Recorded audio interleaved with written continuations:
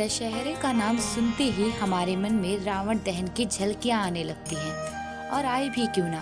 रावण दहन की ये परंपरा सदियों से हमारी संस्कृति का हिस्सा जो है।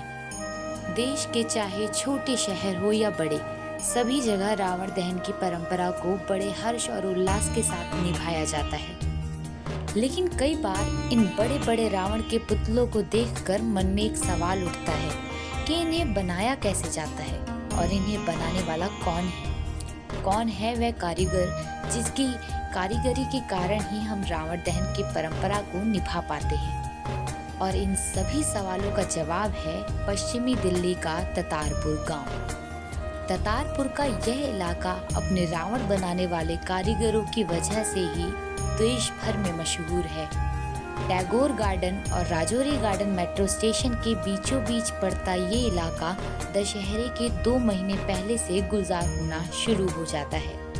वजह यहाँ बनने वाले रावण के पुतले हैं जो यहाँ से देश भर के अलग अलग राज्यों में जाते हैं। यहाँ लगभग 2 किलोमीटर तक सड़क के दोनों ओर आपको रावण के छोटे बड़े सैकड़ों पुतले दिखाई देंगे।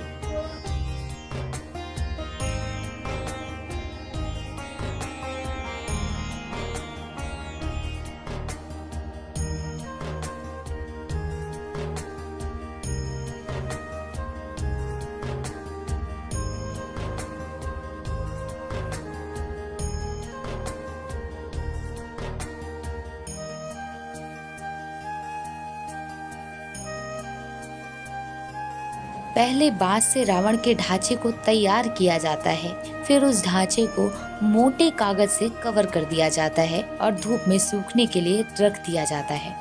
जब ये ढांचे सूख जाते हैं तब इन पर रंगों से कलाकारी की जाती है और इनका श्रृंगार किया जाता है। इस पूरी प्रक्रिया में रावण के साइज के हिसाब से 4 से 5 दिन का समय लग जाता है।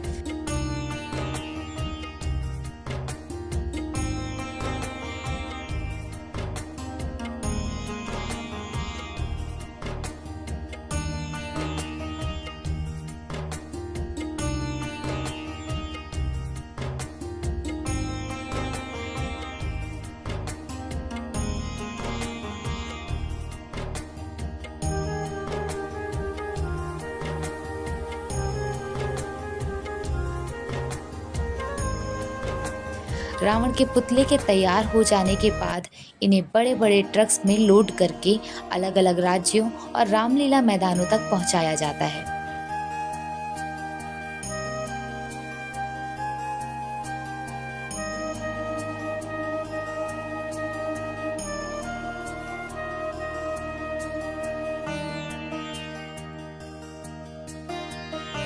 दक्षिण एशिया में पुतलों के सबसे बड़े बाजारों में से एक माने जाने वाले ततारपुर में रावण, कुंभकर्ण और मेघनाथ के बांस के पुतले बनाने के लिए देश के अधिकतर राज्यों से कारीगर यहाँ प्रत्येक वर्ष इकट्ठा होते हैं। यहाँ लंबे समय से पुतले बनाने वाले कारीगरों से बात करने पर हमें पता चला कि यहाँ सबसे पहले एक रावण वाले बाबा हुआ करते थे जो रावण बनाया करते थे। टैगोर गार्डन मेट्रो स्टेशन के नजदीक ही उनकी दुकान हुआ करती थी जहां रावण बनाया करते थे। रावण बनाने वाले बाबा के देहांत के बाद रावण बनाने का कार्य उनके शिष्यों ने संभाला और उनके शिष्यों से सीखकर यहाँ दूसरे लोगों ने भी रावण बनाना शुरू किया। रावण बनाने का ये काम सिर्फ 2 महीने तक होता है। इसके बाद फिर इन्हें रोजगार की तलाश में अलग अलग जगहों पर भटकना पड़ता है। कुछ लोग शौकिया तौर पर भी रावण बनाने का कार्य करते हैं। दिल्ली के ही रहने वाले वॉल पेंटिंग और टैटू आर्टिस्ट शुभम, जो कि इन दोनों अपनी आर्टिस्ट टीम के साथ ततारपुर में रावण के पुतलों पर पेंटिंग करने का काम कर रहे हैं, उन्होंने बताया कि वे हर साल यहाँ आकर रावण के पुतलों पर पेंटिंग करते हैं। मैं पेंटिंग्स भी करता हूँ और अब जैसे ये काम आता है जब दशहरे का टाइम आता है तो मैं यहाँ पे पेंटिंग करने के लिए आता हूँ। जैसे कि इसकी आईज हो गई हैं, इसकी ये मूछें हो गई हैं, तीत हो गए हैं, इसको पूरा डेकोरेट करना होता है। यहाँ पे मुझे 7 साल हो गए हैं जो मैं काम करता हुआ आ रहा हूँ, 7 साल से काम कर रहा हूँ। ततारपुर मार्केट में बच्चे, बूढ़े, युवा और महिलाएं, हर तरह के कारीगर आपको रावण बनाने की प्रक्रिया में दिख जाएंगे।